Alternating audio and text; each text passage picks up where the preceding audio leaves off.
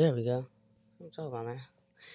Welcome to the .Ugly Truth Podcast, where we speak with some amazing people who have done some amazing things. But as we know, everything that glitters is not always so gold. There's always an ugly truth behind that level of success or that moving forward.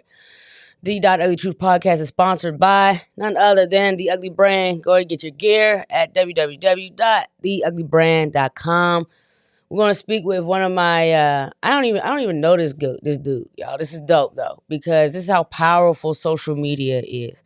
And I met this young man, actually my first time meeting you, but I feel like we friends. Yeah. I met this young man in the DMs, y'all. It goes down in the DMs.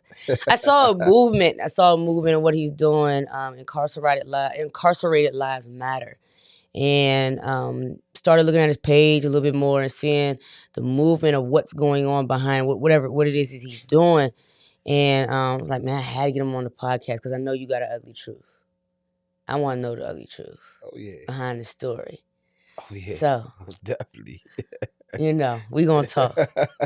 We gonna talk, man. So tell me a little bit about yourself, man. Tell me a little bit where you from. You from DMV area or Yes, my name James Hutchings. I'm from Alexandria, Virginia. Okay. I'm actually basically the DMV though, because I done been in DC, Maryland, and Virginia as a kid, raising up in all those areas, PG County, Alexandria, and also Southeast DC.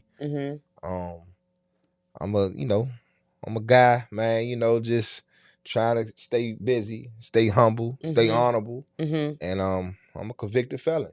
Gotta put that out there. Yeah. I mean, I just cause we gonna touch on it. We gonna touch on it, man. So, DMV, born and raised.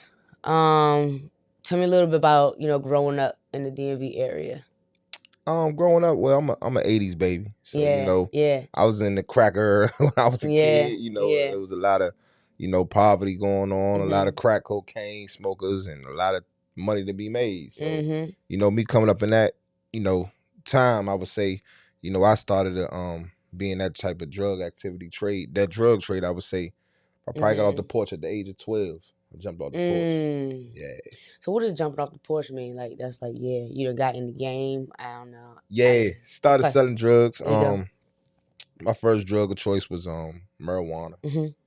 Selling it in school, and then graduated to crack cocaine from there. Probably like in less than a year, and then I was getting money in about 14, and then criminal activity. After that. So when you started doing that, was there a reason? Was it like, okay, I figure out this might be a way to provide for my family because maybe mom's dad didn't have it, or is it like, nah, it's just money. I just want the money.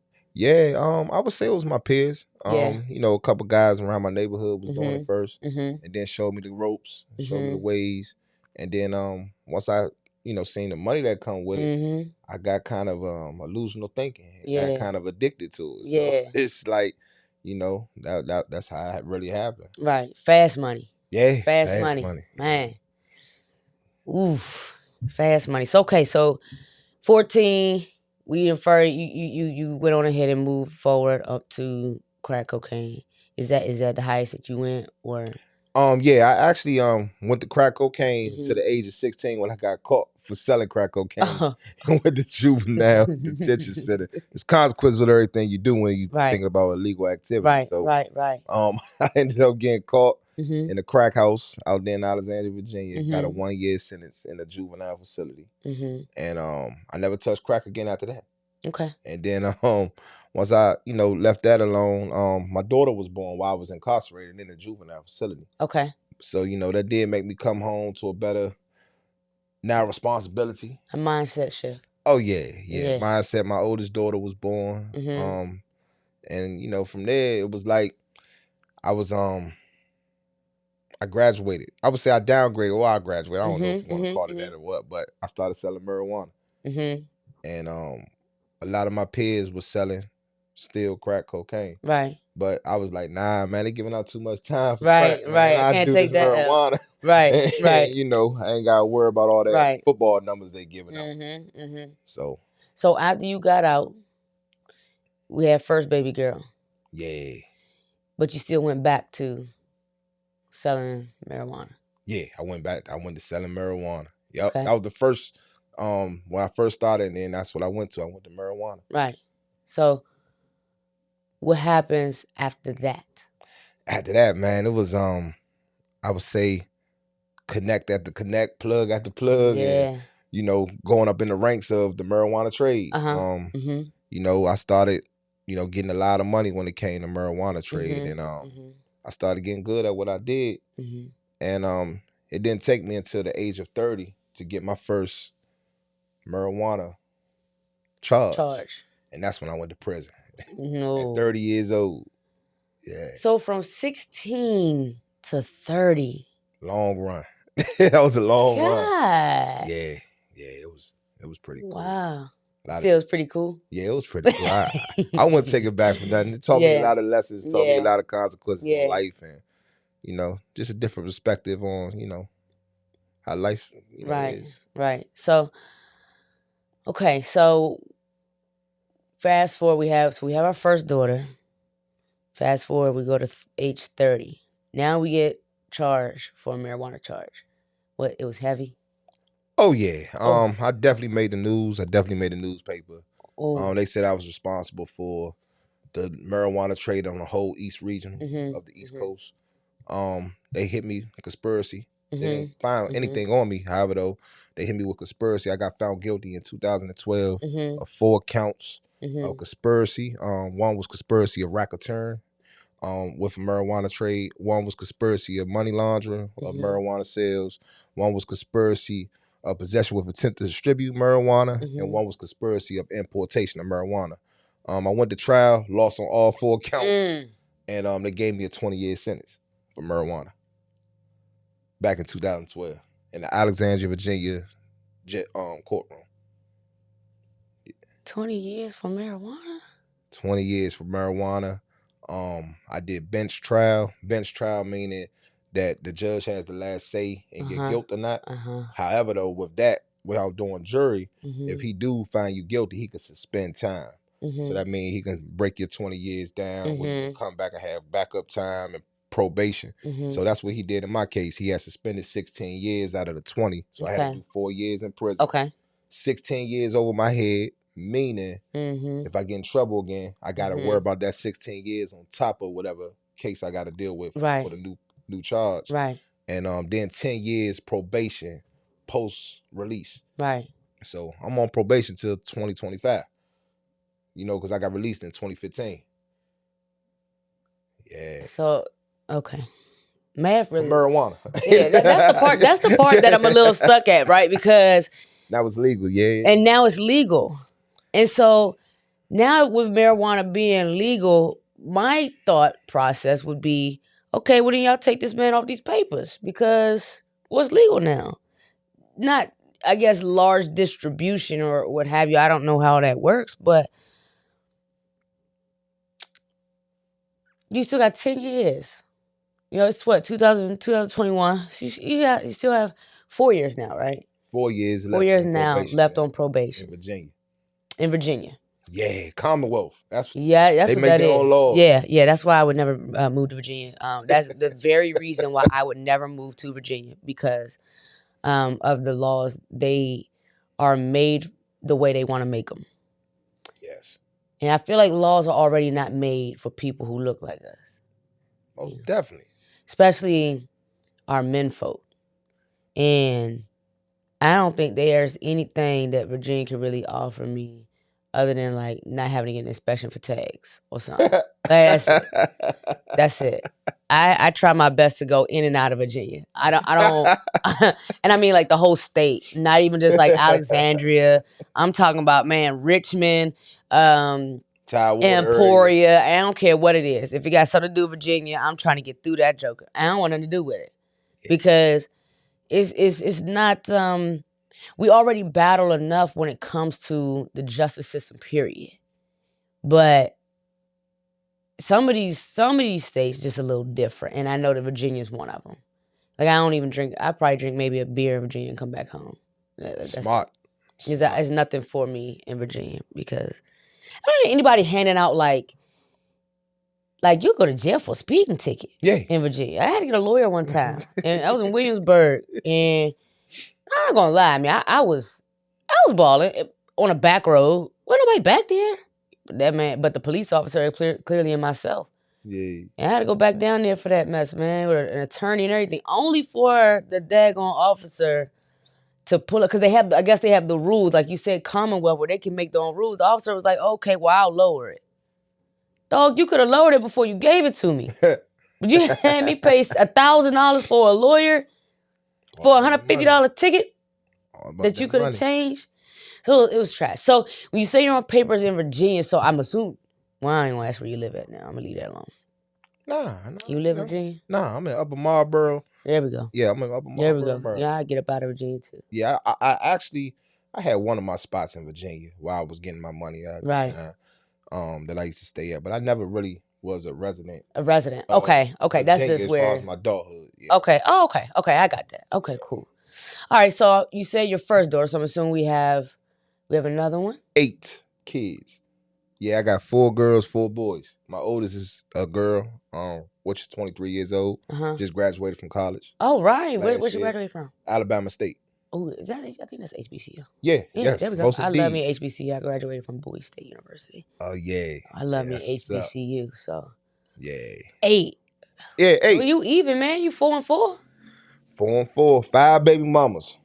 5 kids. Well, I'm gonna say kids, mama. They might get mad at me if they hear this, calling them baby mama. We ain't mean it. We ain't mean it. Cause I ain't never been on child support, so I kind of that's good, man. That's the okay. Well, that's the part. The child support.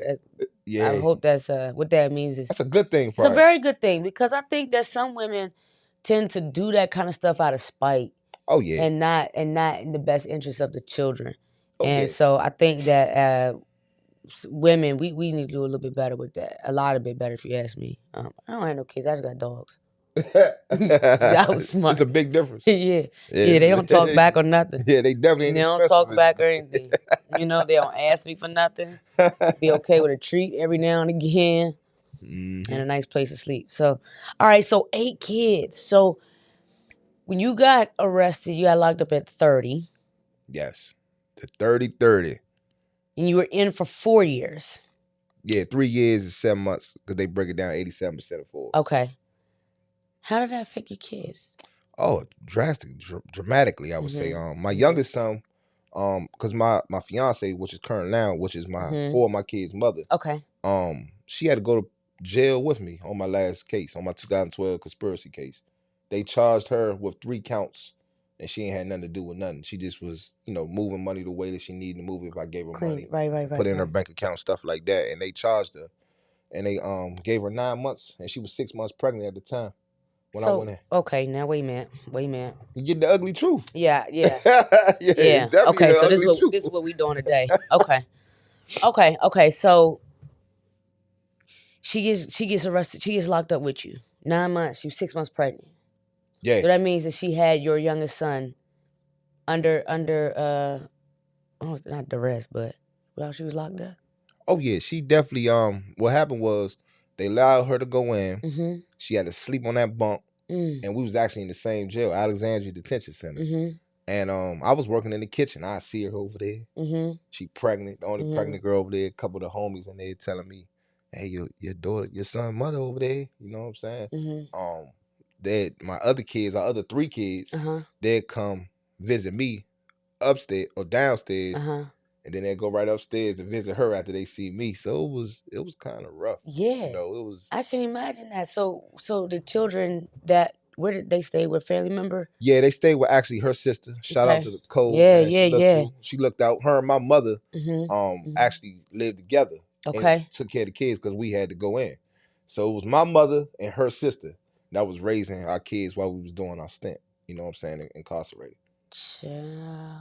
Hey, that's family, man. Yeah. That's priceless right there. Yeah. Okay. So she has our youngest boy, and when she has him, She had to go back in? Yeah, they let her out. That's kind of like... How does that work? They let her do her little, get out, had a labor, all that. Right. Then she had to go back in and surrender at like 2 months after. Right. I think they gave her like 2 months or something. I don't know for sure, but I think it's like 2 months where they gave her time to, to feed them and all that, nurse the child and stuff. And then she had to go back and finish the remainder of her 6 months. I think she had to do. Yeah. But by that time, they already sent me down the road. I was getting ready to ask you that. See, I was getting ready to ask you, did you... So, okay, they don't let you go and see your child or be with your child. Nah, I ain't getting no furlough. You don't get no perk for that. Okay. No furlough for that. Okay. And so, by the time she got back, you were no longer in the same facility? Nah, I was out in prison already. Where? Haynesville, Virginia. They sent me out there because I had already got sentenced, was found guilty. Yeah, Haynesville, Virginia, way out there, man, far. I was out there, and basically by her being my co-conspirator, she couldn't even convince you. Yep. Absolutely. So my whole bid, I didn't see my kid's mother or my fiance, I would say, or my girl at that time, but I didn't see her my whole bid. 3 years. Yeah, I would say from 2013 to 2015, I didn't see it because 2012 to 2013, I was in jail. Right. And I was saying right. Okay, okay. Through the kitchen. So would they let you? So when she got out, would they allow you guys to talk, or you couldn't even do that, or wasn't smart to do that? Nah, we was cool. We was able to talk. Okay. Because what I did was to actually get her time reduced. I told her to tell them everything she knew about me. Right. To kind of go against me in court. Right. So when we in my trial, I'm like, man, she lying. We going against each other, but I told her to do that so she can get a cooperation plea, so that she can get lesser time than what they was trying to give her. Right. So she was in there telling a lot of stuff that she wasn't supposed to tell too, though. But she was like, oh yeah, you want me to go ahead? Okay, cool. This is my prime opportunity. I got stuff to say. Yeah. So she was on a stand pregnant, and we going back and forth. Some of the things, like I say, it was just crazy, man. Yeah. It was crazy. It was a crazy situation. It was definitely a learning experience, and this a real life Bonnie and Clyde. Yeah, that's what everybody calls us now. They still say I don't even know if I'm gonna ever call you by your name anymore, James. I'm gonna just be like Clyde. You know what I'm saying? Like, wow, man. So 3 years, and now we out. Come back home. Yeah. What did that look like? It was cool. They sent me. They released me September 21st, 2015. Okay. I came back home to my household in Waldorf, Maryland, with my fiance, and I had a business opportunity out in Atlanta, Georgia. What my cousin was telling me about 1 year of me coming home, prior to me coming home on the phone. Look, cuz I got this commercial cleaning company out here in Atlanta. I'm whoop-de-woo. I got you, man. I know your work ethic. I know what you can do, man. You ain't never got to touch no drugs again. Right. I got it all set up for you. Come out here. So I took his word, man. And like 3 months after my release, we moved to Atlanta, Georgia. Okay. So, you know what I'm saying? So got the whole family and went to everybody Atlanta. Gotta go. We went to Atlanta, man. And that was a wild experience. That's what I was getting ready to ask. How was it? Atlanta is a very interesting place. Yeah. It especially is the Black Hollywood right now. Yeah, it's like this. If you used to, as a city boy, and going to the country, the pay is very different. Yes, it is. So if you ain't already got your ducats in the row and your bank roll up, you just like working out there like, man, this all I get for working. Right. It's like way substantially of a lower rate of the minimum wage. Right. So, we only lasted 9 months out there because my cousin didn't fall through what he said he was supposed to do. So that's kind of why I go hard at what I do as well, man. People give you those false, I got you. Yeah. And put you in a pickle, man. Put you in a situation where you got your whole family down in a whole other state. You need to change their schools and all that down here. And then what quick money looks like. So it's hard. Oh, it's a trigger. It's definitely a trigger. It came through my mind so many times when I was dealing with that what's the word? Transaction. Transition. Transitioning through, of having that hard time, man. Damn, I'm down here. I was working on a meat truck out in Atlanta. You know what I'm saying? Like on the back of them Jones, they got the freezers in the back. It was called Country Fresh, man. Knocking on everybody's door, trying to force them to buy a whole bunch of steaks and chickens. And they can't just buy one. You got to buy the whole box. Yeah, so it was rough, man. Yeah. And I don't talk to my cousin to this day for that, man. I was very, very upset at him for giving me that false information. Yeah. And swindling me like he did. Yeah. Having me and my whole family out there for those 9 months. But everything happens for a reason. Yeah, everything. It all happens for a reason, man. So okay. So now, because I skipped up a little head away. What was it like in there? 3 years. Prison. Prison would, change my perspective on a lot of things in life. So I'm kind of glad that I actually went to prison at the mature age that I was at, 30 years old. Right. You know what I'm saying? I already had a history of getting money, had multiple businesses at the time when I went in. So I was able to not be on no knucklehead stuff. I was able to be the old head basically inside the prison. With my mind already made up just to do my time. Right. So that's when I actually came up with Incarcerated Lives Matter, when I went to jail. Okay.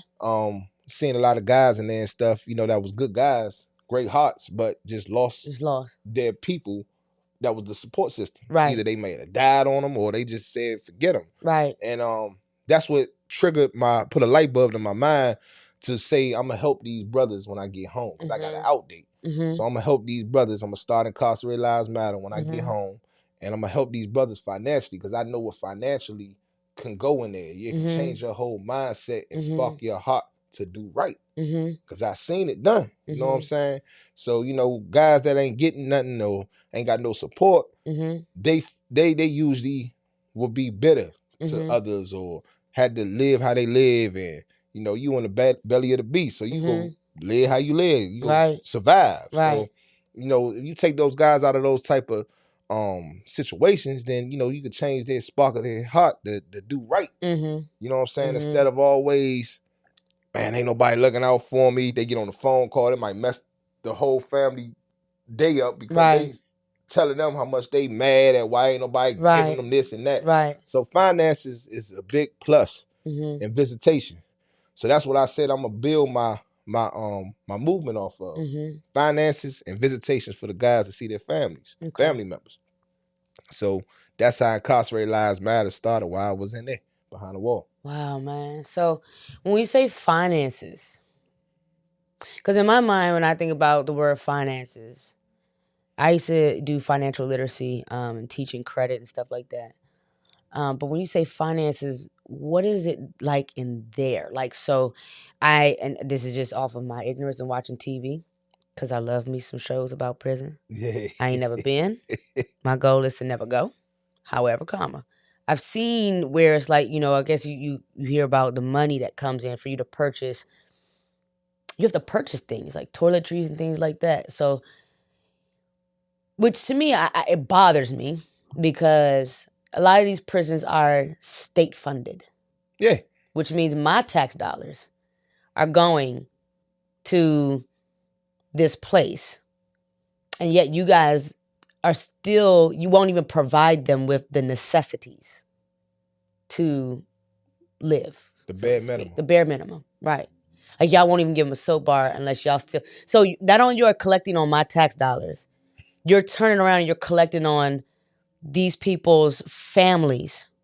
Because that's where the money's coming from. Or the cheap labor. I believe that's a thing in there where if you work in the prison, you get paid, but you get paid like 37 hours, the highest amount you get paid in the state prison. $37. I mean, 37 cents an hour. 37 cents an hour is the highest. That's the highest. Well, that's back when I was in there. I don't know. It might have changed by now. That was 2015. It was 37 cents an hour. The highest paid job. For you to work all day. All day. 8 hours. 8 hours a day. Okay. So that bothers me. You know what I mean? Oh, yeah. To know, and you have some people who have a mindset, well, if they'd never did nothing to get in there, so on and so forth. But I struggle with that too because there are some people who are locked up for the smallest crimes. And we all do stuff. But when I see stuff like what I just saw last week, where a young man could walk around with an AK in the middle of the street and get acquitted 4 charges. 2 lives gone. Acquitted of 4 charges. And then there's a brother, he used to play football. I can't remember his name. Julius Jones, I think it is. Where we had to fight in order for him for a judge to only turn around and say, okay, we're going to take you off execution, but you still got to serve life for a crime that they still haven't proved that he's done.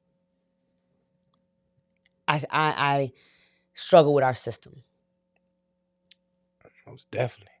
And so being inside, and you like you said, you got to survive. You got to survive. And so now you're telling me the most is 37 cents an hour. So do they allow everyone to even work? Nah, it's a waiting list. Oh, it's a privilege. Yeah, and it's definitely a long waiting list too. You gotta. Yeah. Everybody want to get that little 37 cent an hour, especially if somebody ain't got no money coming in. Yeah. So okay, so at $37, 37 cents. Then you go on a wait list, right? And I don't know how it's done. I don't know if it's a level of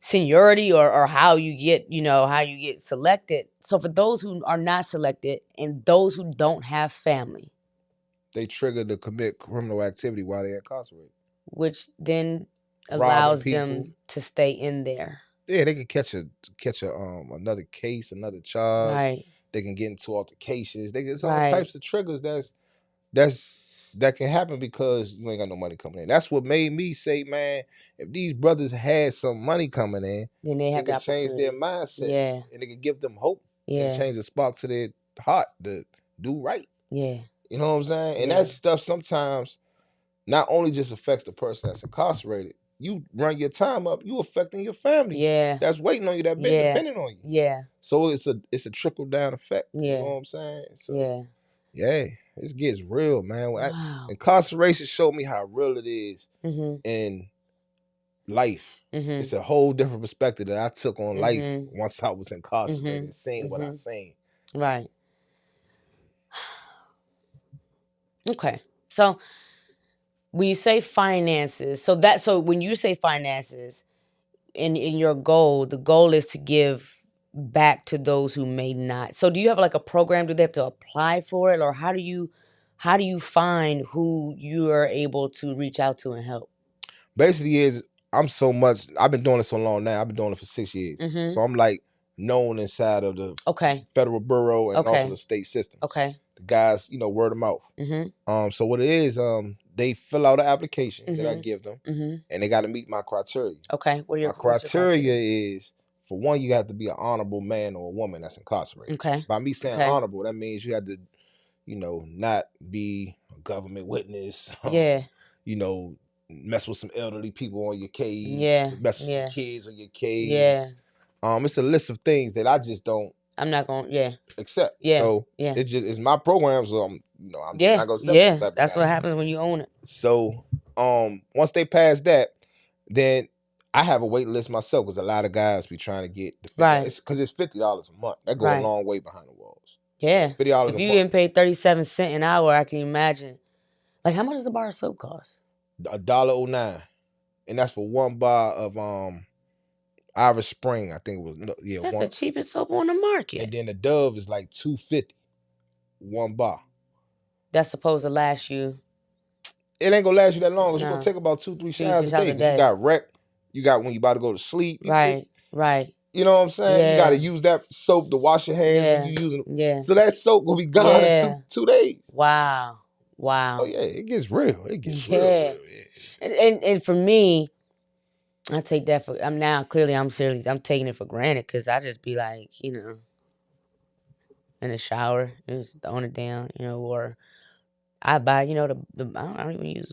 Why do I use a black African soap by Will Garner's Garden. It's a brand, skincare brand for men and women, African American. He's actually based here.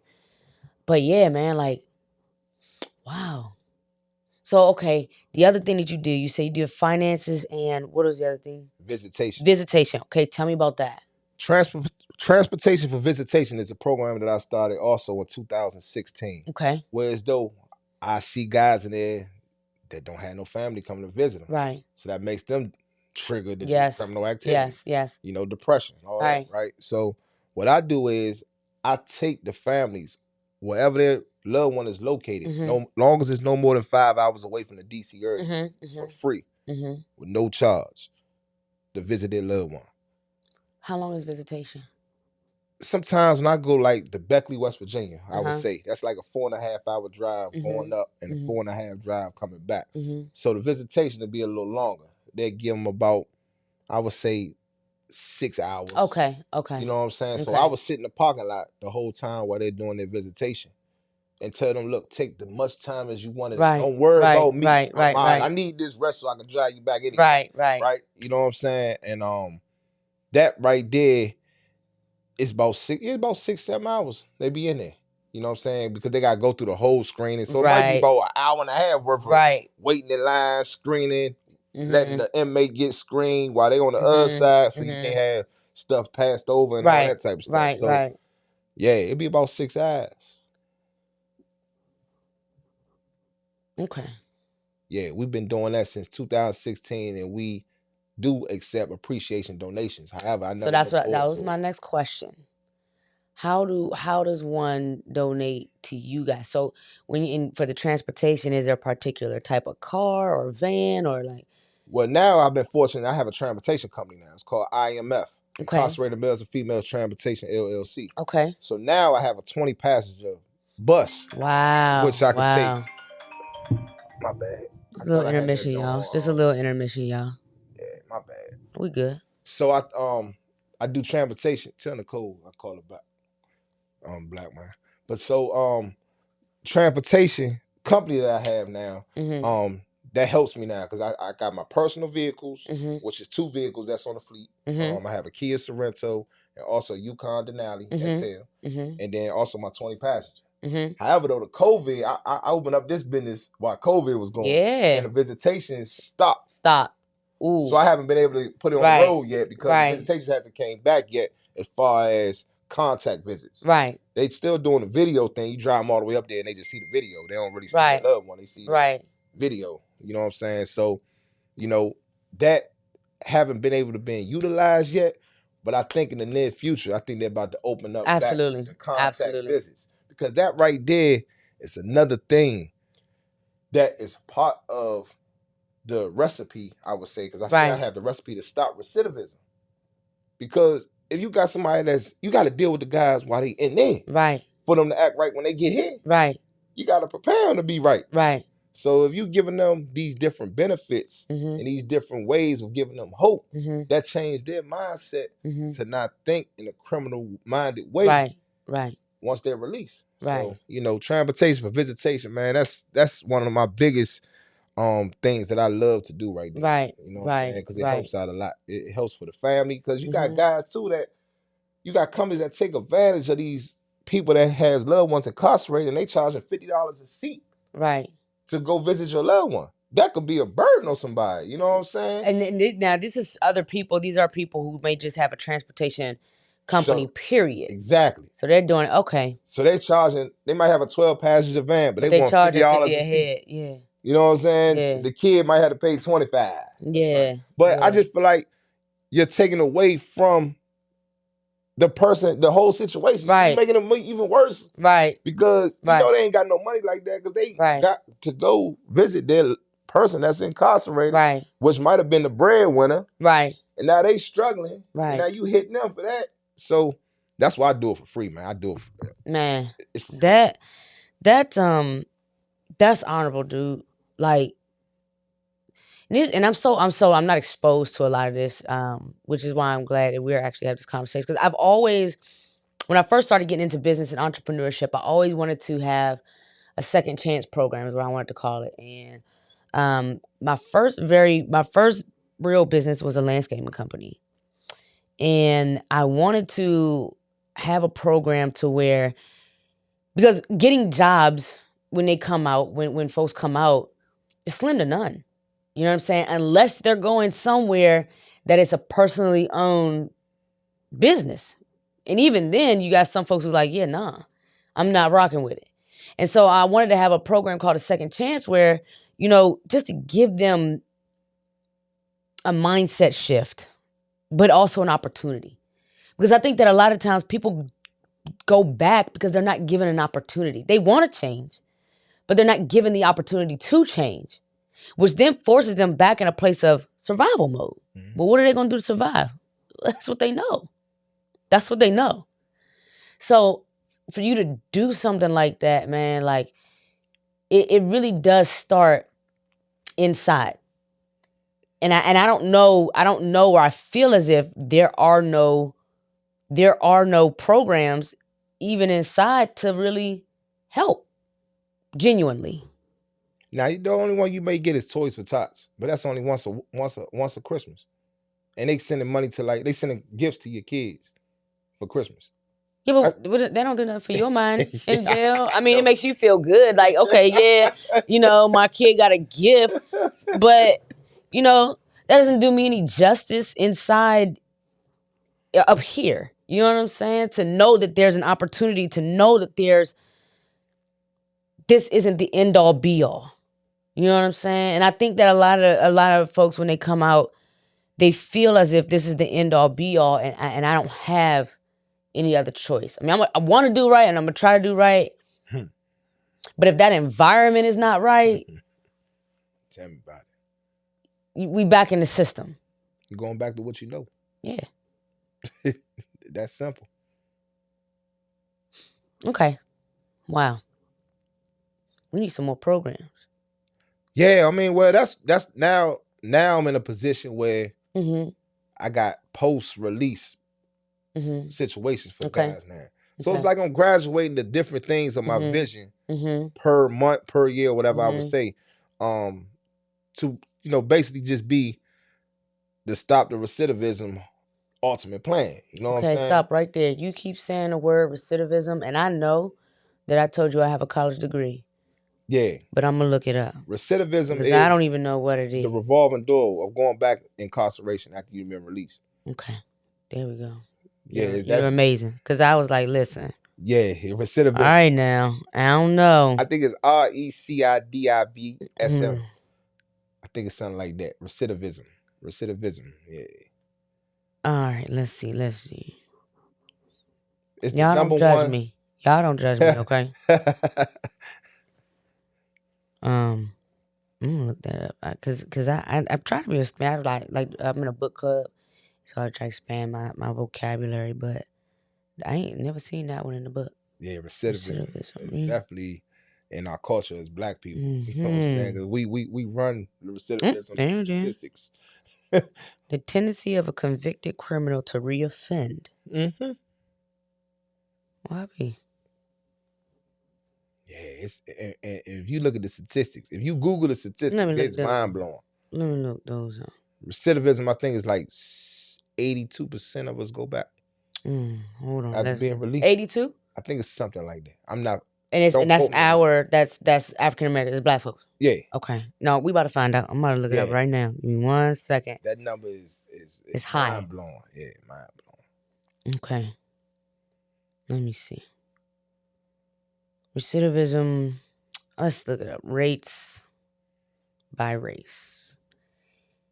Black men have higher rates of recidivism. It's the first thing that come up, dog. That's numbers, the first thing that came up. Excuse me. Numbers don't lie.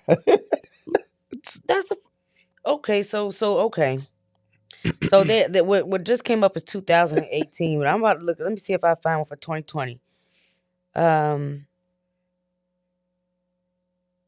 Let me see. There we go. So here we go. Some stats. I want to see if I want to find some. Y'all bear with me, okay? While I try to find this. I can't find it. I'm gonna go back to the one they said 2018 because and I'm going to find the more recent stats. Of course, they have the first African American. 83%. I'm right on point, huh? I must have been doing my research. 83% of Black offenders reoffend. Yes, it's sad, man. Sad situation. I feel like it's designed that way. It's definitely designed that way. That's the if you read the book, The New Jim Crow, tells you all about it. I'm putting in my notes. It's a female that wrote that book. It's the new Jim Crow. I think it's like $9.99 on I'm gonna be ordering it tonight. Amazon. I'm gonna order it tonight. You can get it audio or you can get it paperback. I gotta do paperback. I try to do audio, but that's not my learning style. One, I probably fall asleep, and then two, like if I physically read it, then I can like remember what I'm reading. But 83, and that's 2018. Them 2018 numbers. Oh yeah, that jumped probably up to like 87. I didn't want to keep taking a lot of time to try to find out what it was for what's happening now, 2021. But I am going to find out. I'm going to find the number out. Yeah, and see, that's why we need more programs in these states of people as myself that has the recipe, because I've been there, of the triggers to stop recidivism. Right. Another thing, housing. You come home, you can't even get no apartment. Ain't no apartment. I was just getting ready to ask you about that. So you not getting no housing. Do you have that in your program where you may have housing? So how does the housing work when you get out? Is it a halfway? I don't know. Is it a halfway house? Well, how does that work? This is the thing. We just started. We're on our 6th month now. Okay. We have opened up the world's first whole way house. What's the difference? We don't do nothing half-ass. Excuse my language. No, you fair. So you good. You good here. The whole way house. Okay. Because we give guys a whole opportunity back into society instead of the traditional way of the halfway houses that basically sets you up for recidivism or the breaks. They should be disappointed at their progress of y'all to come to these halfway houses and y'all going right back. That means they're not doing something right. Right. So I try to change the narrative or change the traditional way of things. Right. So I call it the whole way house. The whole way house gives these guys 6 months free rent. 6 months free rent. They just rent a room, or is it an apartment? It's a house. It's a house. A remodeled house. I wish I had the pictures or a brochure or something, but you can go on my website. Oh yeah, you're gonna put all in the details. I'm gonna have everybody looking at this. The whole way house gives you 6 months of free rent, a guaranteed job that's gonna pay you. Mental health awareness. Not gonna pay you 37 cents. Nah, $15 an hour is the minimum wage that we giving you because it's a DC based job. Okay. We're giving you a guaranteed job. We're giving you 6 months of rent. However, the 6 months of free rent is broken down, whereas though 3 months is all the way free, you don't pay nothing. Right. Your second string of 90 days of 3 months, you pay $500 a month, which goes to an escrow account so the young man or the woman can get understanding of how to pay rent. Yes, the process. So they can know a little bit, right? Yeah. So we give them that, and then they give that back to them when they leave. Because we put that in the escrow account, so we can make a little interest or whatever. Right. We get that back to them when they leave, so it gives them the mindset of how to pay rent again. Because some of these people been gone 23. My residents right now in the whole house, one's just coming home from doing 15, one just coming home from doing 23, and the third one's coming home from doing 35. Straight years. This is years, not months or weeks or days. So all those guys, we've been there for 6 months, going on 6 months in December. None of them has got any kind of new arrests. They haven't even got they all in compliance with their probation. Actually, one of the guys is actually getting off probation or parole, the one that did it 35 years straight. Right. In December. He off papers all the way. He got his my man Skinny. Shout out to Skinny, man. He got his passport and all that now. Oh, Skinny said he about to get up out of here. Skinny said, listen, I've been in here for 35 years. I'm finna go see them blue waters and the white sands. Exactly. So, those things right there is very important to being a recipe to keep somebody out of that mindset of criminal activity. Right. You know what I'm saying? Or going back to what you know. Now, within your whole way house, do you teach them financial literacy? We have specialists and experts coming in weekly with financial literacy, entrepreneurship, holistic health. So you can learn how to eat from all that bull crap. Right. Getting out your system now. Exercise and training. We have a cell phone training so they can learn how to use the phone. Right. Man, listen, look, let me tell you one time. I was working at Best Buy. It's back like when I was younger. I was working at Best Buy. I had 9 to 5 too, and it was like my little part-time job. And there was a gentleman. He came in, and he wanted to buy something. And he gave me his debit card, but he was quiet. He was like, so I'm like, swipe your card, dog. I was ignorant. I didn't know. And he's like, I don't know how to use this. And I said, huh? He said, I don't know how to use this. I just know I'm supposed to use this to pay for things. I said, what you mean, dog? Me being good and slow. Clearly, I wasn't getting it. And he says, look, sis, I just got out. I've been in for 20 years. We ain't had these when I went in. I said, okay, cool. Then come walk me for a second. Because now I'm like, okay, he doesn't know. And that was my first time ever even thinking about the lack of information that they are giving inside. Yeah. He didn't know how to use a bank card, a debit card. Facts. I'm like, do you remember your PIN? Man, you had it in his wallet. It was written down. You know what I'm saying? I said, bro, you got to memorize this, dog. You can't lose this. Like, you can't lose this. And then you know, if it's in your wallet, somebody take your wallet, they got your PIN and you can't do that. I said, you need to memorize this. Memorize it like you memorize that, like you remember that number. Okay, get rid of that number. We're not going back there. But I need you to remember this. Only 4. I need you to remember this one.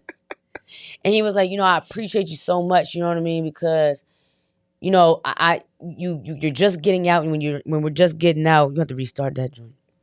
Yeah, because I think you can only do a live for an hour. You have to.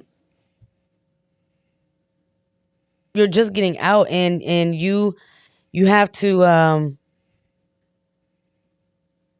You have to figure out how to operate. You know what I'm saying? Mm-hmm. And for men especially, that can be a ding to the ego. You know what I mean? Because I think that we all struggle, or some of us might be struggling with, you know, I know men, this ain't, listen, y'all, listen, this ain't, don't y'all do me, okay? This is what I know, okay? Don't y'all do me. But y'all egos. Yeah. You know what I'm saying? Y'all egos hit a little different. So, you know, asking for help is not really y'all's cup of tea all the time. Yeah, that's right. We stubborn. Yeah. That's fact. Stubborn. Y'all be stubborn, man. And so that was my experience with that. And I was like, okay, so that's why I'm asking a lot about the financial literacy part, because in our community, in and of itself, Blacks are not taught about financial literacy. We're getting better.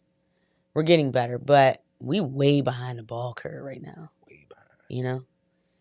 And way behind. Yeah.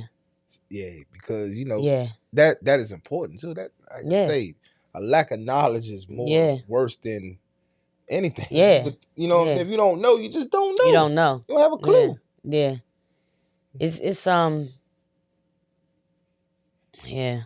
Wow. All right, so cool. So we had the transportation. So now out of your ugly truth, you've got a transportation company, you've got the whole way house, and then you have the brand in and of itself, the company in and of itself. What else? Sportsbook Consulting Group, LLC. Okay. That's where I have guys that's incarcerated. Mm-hmm. You know, we real big on sports, right? Yeah. So we real. Wait, you like football? I love football. Who's your team? Redskins. Oh. You Cowboy? Yeah. Like him. Don't end the interview. Yeah. Don't end the interview. Don't end the interview. Y'all took a good L yesterday. Man, nasty one. Yeah, a nasty one. They come. You know, we had to do ours, you know, so maybe. Yeah. Yeah. But yeah, I on Sportsbook Consulting Group, LLC, where we give guys picks to put on their parlays. Mm-hmm. You know, that's $1 billion industry right now as far as sports. I'm learning that sports betting. I don't gamble because I'm not good at it. Because I don't know what I be doing. But I've heard that. I was just speaking with someone yesterday who's working on developing their own platform for sports betting. And I mean, I don't know anything about it, but it's like, I guess it's lucrative though. Very lucrative. Oh.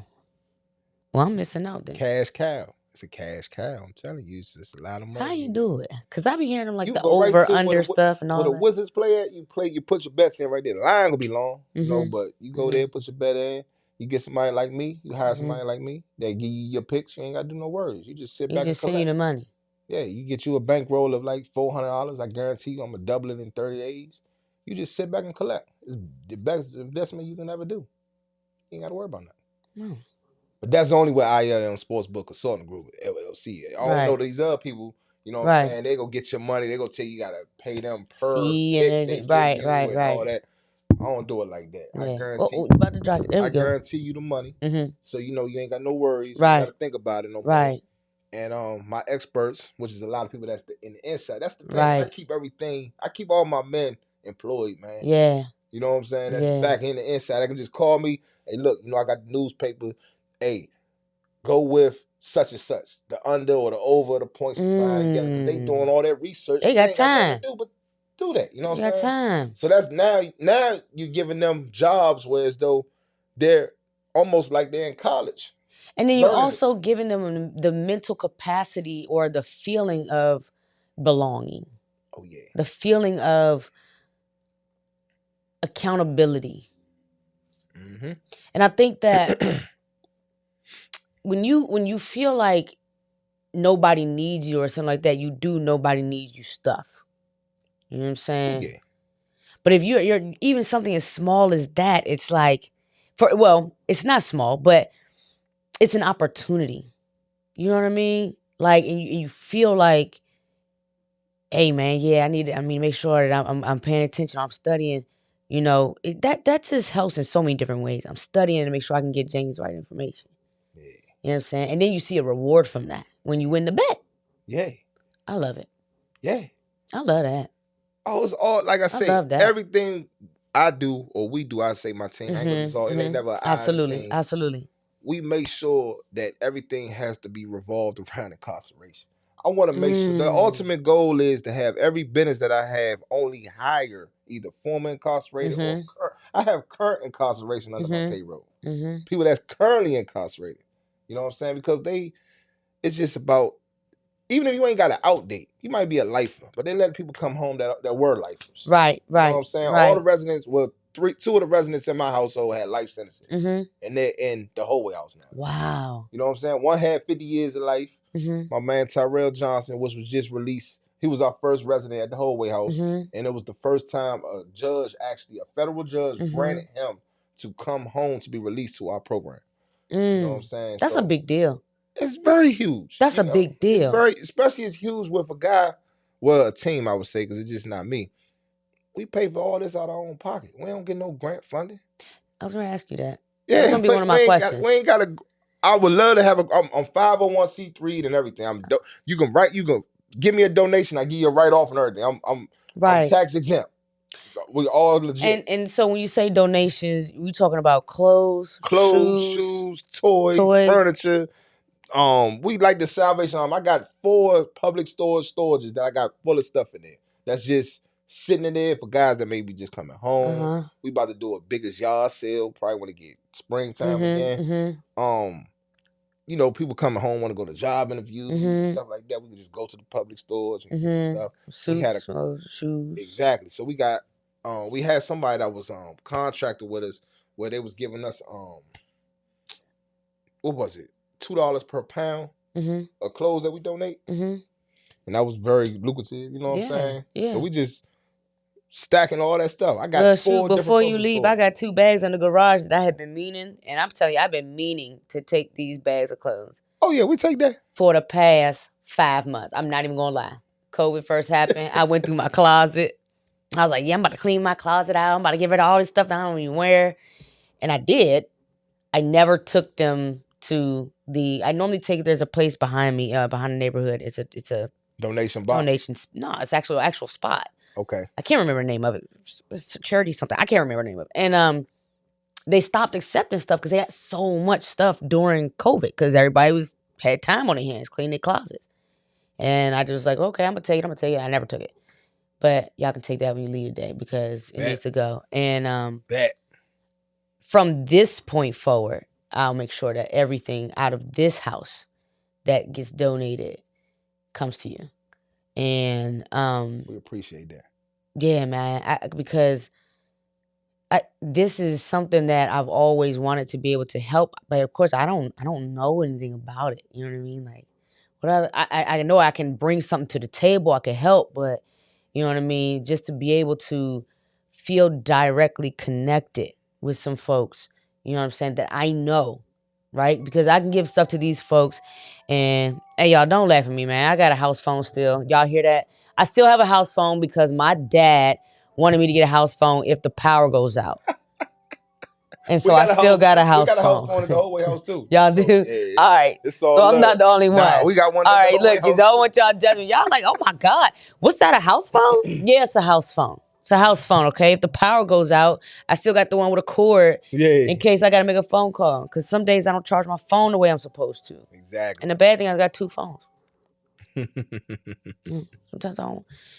It'd be tough out here, man. It'd be hard out here. So for that, and I'm going to say that right now, anybody who's viewing this, if you're looking at this, if you have donations, if you're in the DMV area, if you're not in the DMV area, that's fine. They still can be mailed here. They can still be sent here. Y'all got $40 for shipping. Yep. I don't want to hear it. Y'all got it. All right? This makes me happy, dog. This makes me so happy, man. Like, what you're doing in the community. And we always have people who are doing stuff for the community, but this is a different community. Incarcerated. That's a different community that I think gets left behind more often than not. Yeah, kind of like we're like the mold. Yeah. To the community wise, you know. The mold jack your grass up. You know, I ain't had a mold in your yard before, though. You ever had a mole in your yard, though? Moles are so little. They are not big animals at all. But they will jack your yard up. You're right. They hard to catch, too. They hard to catch. Ain't nothing to do with this.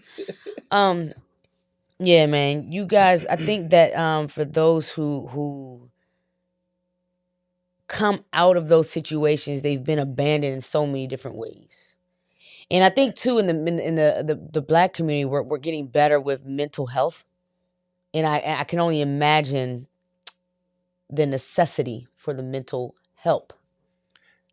Yeah, I could say yay, and I could say no on that as well, because it's a lot of funding that's getting put out there. Okay. So now the people are really just utilizing it for money. Mm-hmm. They're using it as a new hustle. Mm-hmm. Mm-hmm. And they're not really giving these people the real mental health that they really need. They looking at it as, look, I'm trying to get 20 people. I know I'm only going to help 2, but I want the money for 20.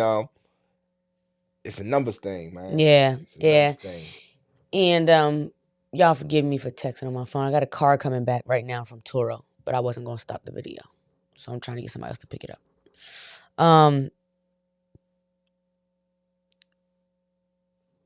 Money is a very it could be a tool, but not all tools are used for like good.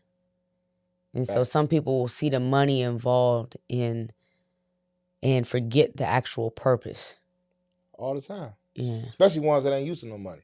Yeah. If you ain't used to having no money, you get some money, man, you go act the dang on. Yeah. Yeah. You know what I'm saying? Yeah. So, you know, that's the advantage also that most convicted felons or guys that was in the drug trade, at least we do have that establishment of we had money before.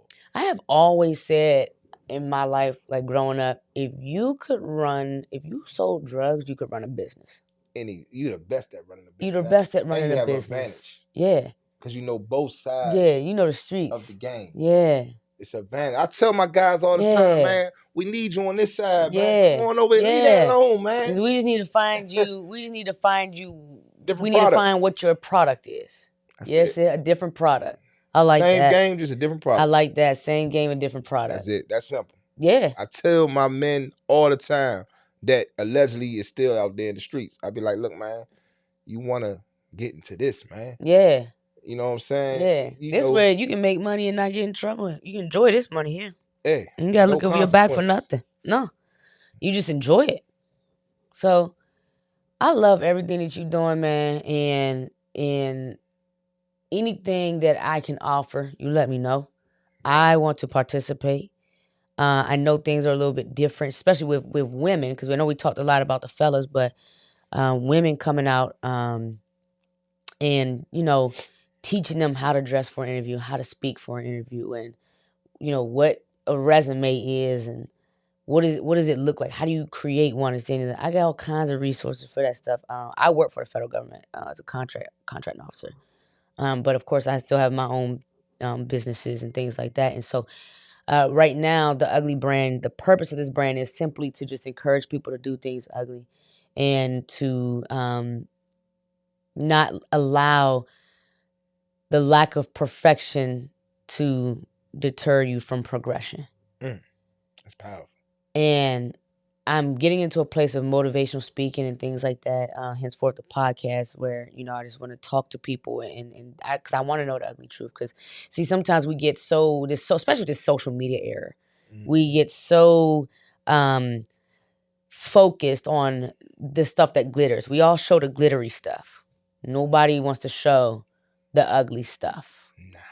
It's there. It's always there, especially in business and things like that. And so any way that I can help out, let me know.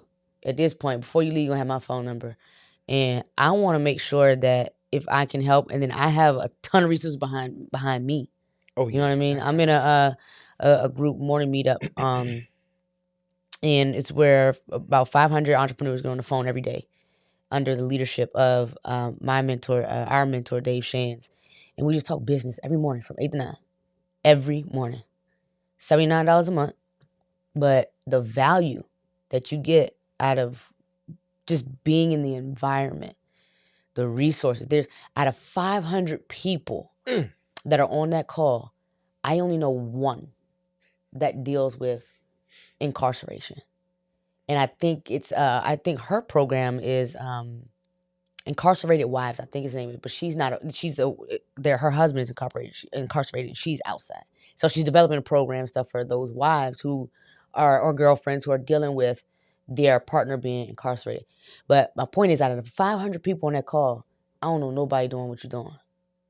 So when I tell you, I've got a network that if at any point you need something, I can point you where you need to go. If it ain't me, subscribe. That's $79.99. Get up on them calls. 8 a.m. to 9 a.m. Yeah. If it's something you want, I'll give you the link. Yeah, we gonna do that. Okay. Well, sign, seal, deliver. Our word is always bond. Sign, seal, deliver, man. And you're gonna learn so much from the business, just from the business side of it, but just opportunity after opportunity after opportunity. You know what I mean? But the environment and the network, people find out about what you're doing. Bro, you about to open up a whole floodgate. You know what I'm saying? Even though it's already open. It's already open. But what you're doing is unmatched. I haven't heard of it. And I'm sure there are programs out there. I'm sure there are. But I'm DMV. I ain't heard nothing like it. And I'm assuming, what am I going to assume? There ain't nothing like it. So. I haven't met one yet. Man, I appreciate you, man. And I appreciate your team. I appreciate your fiance. Yeah, India Powell. Give a shout out to India Powell. Listen, sis, we appreciate you. Cause I tell you what, I wouldn't have did no damn 9 months. I'm like, wait a minute, what y'all need to know? What y'all need to know? I ain't me, man. India held it down, man. She held it down. What's that? Not Bonnie and Clyde. What's the other movie? It just released out like 2. Queen. You already know Queen and Slim. Yeah. Queen and Slim. Come on, Queen. You did that. Man. I'm appreciative of you go to jail, you are pregnant, man. Yeah. Man, it's already bad being, well, I ain't gonna say it's bad, but it's already tough being pregnant. Like in comfort. Yeah, they got to sleep on that hard bunk. Yeah. She said the only thing they used to give her was 2 mattresses. Yeah, but those was probably flat. Those was probably like folded sheets. Man, but I'm glad my son, he came out fully healthy. Jason, he's a great athlete in football, man, boxing. He's a great child. He's 9 years old now. And man, he came out right. Yeah. We used to call him Little Tupac. You know, that's what Tupac was born at, in prison. Oh. Y'all don't take my black card. Afina Shakur. Don't y'all take my black Tupac card. while she was incarcerated. Wow. Oh, man. With the Black Lives Panther. The Black Panther. Black Panther, yeah. party. I love y'all, man. I love what y'all doing, man. I am so, I'm so grateful. You know what I mean? I am, because people deserve another opportunity.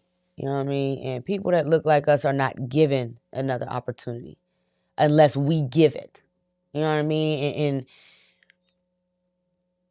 every day we wake up, we're forgiven for something. You know what I mean? They just need to know they're forgiven. Mm-hmm. You know what I'm saying? They just need that opportunity to show somebody something different. But not only show somebody something different, to show themselves something different. So true. I'm capable. So true. All right, I messed that up, but I'm capable. I can be better. You know what I mean? All right, I made a bad decision, but I want to make better decisions. You know what I mean? And then for you to turn around, you are the definition of selfless. To go through what you went through, okay? You made the decision that you made. You put your family through what you put your family through. But then to turn around, do nothing but reach out and help other families. That's all you want to do, is to help other people. That is the defined description of doing something ugly. That, and in my the way I always explain entrepreneurship, entrepreneurs are some of the most selfless people. Because they're doing something to solve a problem.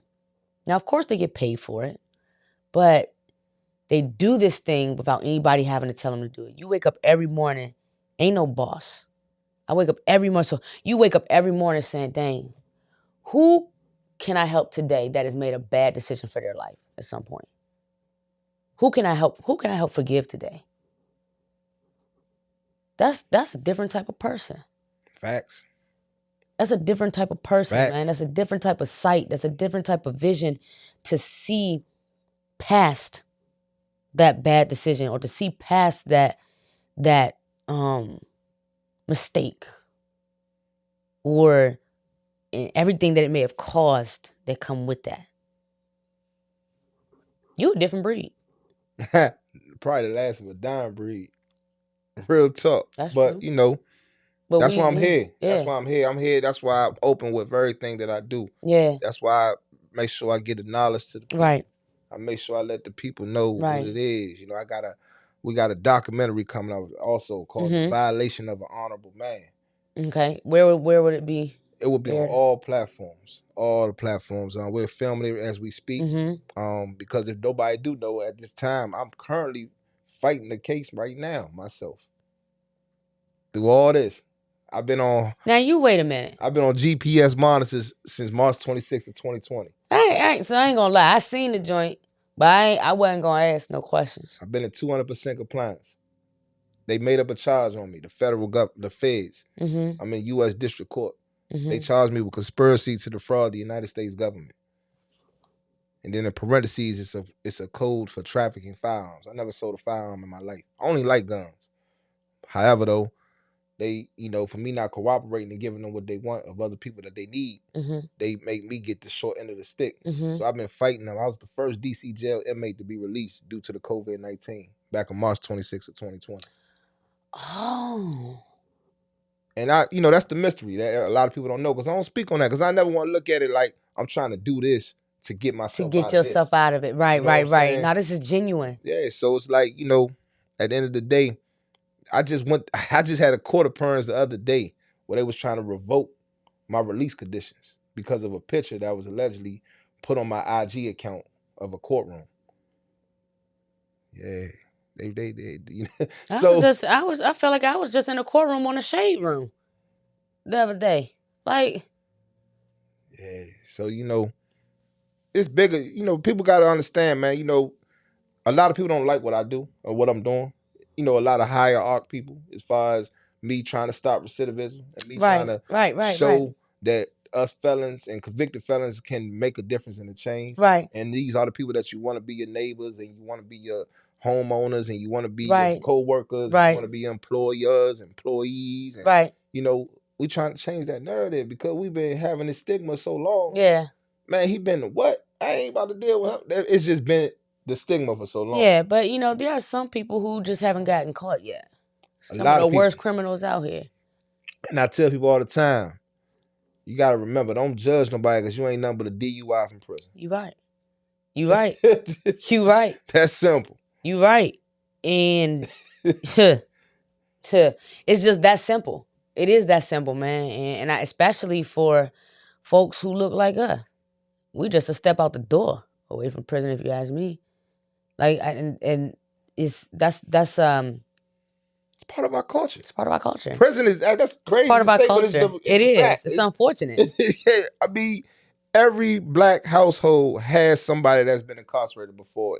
Either the spouse, or one or the other. Somebody had either a parent or an uncle or aunt or a cousin that's been incarcerated before. It's a proven fact. If we do a census of that, I'm sure you'll see the numbers. Yeah, it's definitely in every household. Yeah. Somebody has an incarcerated or has had an incarcerated family member in each family, and that's each person, each adult, or each whoever is in that household. I remember one time I got arrested. One time I was 15 years old. Oh, yeah, this is ugly. 15, it's real ugly. Now, you got the ugly truth. And I had never really told nobody, y'all, but since we talking about it, I was 15, man, and I was hanging around some little knuckleheads growing up. I grew up in Forestville, and they was stealing dirt bikes. I wasn't stealing dirt bikes, but I was the lookout. I was the lookout. You was the lookout? Yeah, and I got looked out, and the owner came out that shop, man, had a broomstick. I thought I was fast. I ran track. I thought I was super fast. I didn't outrun the broomstick. And man, called the police. And I was sitting on the curb, man, with some police officers. My mama was out of town. She's in Italy for work. And my dad. So look, my dad was gone. And he was here, but he had to go to the store or something. I was like, man, call my sister. Because I knew, if I told my sister, this is one of them joints we could just keep between me and you. And them police officers like, nah, you got to get released to somebody over 18. Oh, yeah, that's how that goes? My dad to come pick me up. I never got arrested again. But harsh little feeling there. It didn't feel too good. It didn't do too good. And I wasn't even doing nothing. I was looking out. I was just trying to make sure. You know what I'm saying? I wouldn't even do anything. But then, growing up, my dad always told me, you charge with the company you keep. So from that moment on, I've always learned about the importance of environment. You know what I'm saying? You can't get caught up with the wrong environment. You'll get caught up with it. Guilty by association. And you always got to remember, us as black people, we are guilty until proven innocent. Absolutely. We were guilty when we came out the womb. Guilty, you came out the womb. Yeah. I like being black, though. I love being black. I love it, too. I know I want to change it for the world. Ain't nobody else built like us. Nah. You know what it is? Man, I'm going to have you come back. Oh, I come back anytime. I love this. Hey, Kelz, I appreciate it. Thank you for allowing me to come on your platform. Absolutely, man. I appreciate you, King. Just to have a regular conversation and speak on what's going on right now. We need to know, man. People need to know. We need to know what it looks like. Because I think a lot of us have this mentality of we might be better, but we're just not exposed. We're just ignorant to it. I've learned so much today. And any way that I can contribute, you let me know. You need me, come speak. You need me, whatever, man. Just let me know, man. I used to teach financial literacy. I don't anymore. I will if you need me to. We're gonna sign you up, come down the hallway house. You know what I'm saying? Speak to the residents. If you need me, I'll speak. I have no problems, man. I gave up the whole financial literacy game earlier this year when I started this brand. Okay. And I gave it up because I wanted to get into motivational speaking because that's what my purpose is. That's what I realized what my purpose was. And to be able to be able to help people to eliminate fears and limiting beliefs and things like that. But I still got the swag with it. And whatever you need me to, man, any way I can help, man. It's free of charge, man. Just let me know. Man. You just let me know. It's a blessing. That's it, man. And if I ever gotta make a phone call for somebody else, you might need some help on, social media. I'm not a content, I'm a content creator, but not like that. But I know some folks, this is what they do. Hey, I need to come talk to these folks about this. And we can make it happen. I don't care what it is. I'm gonna find somebody to make it happen. So keep doing what you're doing, man. I'm in love with this whole situation. I love everything about it. Thank you. I love everything about it, man. I love everything that you're doing, and keep doing what you're doing. And this little case that you got going on. I don't say we're not worried about it, but God got that. Do I look worried? I ain't worried. You ain't bothered. Yeah, nah. You ain't bothered. It is what it is. This case been going on since 2019. October 29th, 2019. I might worry about that, man. They bored, man. They bored. Yeah, all kinds of other stuff they can be worried about. And also, I will always like to say to anybody that watches me or hears me out, since I've been on the HIS program, High Intensive Supervision Program, with the GPS monitoring, I have had open 3 separate businesses. I got my 501c3 status, and I have had 6 jobs. So if anybody could tell you that they can't get a job and all that, man, listen, don't want to hear. You gotta want it to get it. You know, that's where it starts at. Yeah, that mindset, man. That mindset got to change. Can't be a victim mindset. You just gotta make it do what it do, man. It's out here. It's out here. Opportunity is out here. I started 3 businesses out of COVID, so. Whew. It's here. That's what I'm talking about. It's here. You know what I'm saying? Like, COVID changed you in 1 or 2 ways. COVID was either the best thing that happened to you or it was the worst thing that happened to you. 1 or 2. You know what I mean? You just had to make it. You have to make it what you need it to be. You know what I mean? But like I said, a lot of times we get so focused on, well, what if this don't work or what if that? But my question to you is, what if it works? Exactly. You know what I mean? You gotta change our mindset. So fear, get that fear out. Gotta go, man. It's whack. Fear out. Whack. Look, man, it's been another episode. It's been a pleasure. Speaking, I told you I'm gonna call him James. I'm gonna call him Clyde. With Clyde on the Ugly Truth Podcast. We're gonna be dropping off the links. I need you guys to follow this man on social media. Blow his inbox up. If something you can help out with, just tell him Kel sent you. And listen, just say Kel sent you. He gonna know you straight people. If you're not good people, don't you use my name. Don't you put my name on that stuff. All right? I'm out here doing the right stuff. All right? Man, look, I appreciate you, King. I love you. Thank you for doing everything that you are doing. Keep going, man. Keep going. It's been another episode of the Ugly Truth Podcast, sponsored by The Ugly Brand. Get your gear at www.theuglybrand.com. Black Friday is coming up. I heard there's going to be some sales. I don't know the owner. I'm close to her, though. I love y'all, man. I love y'all. Peace.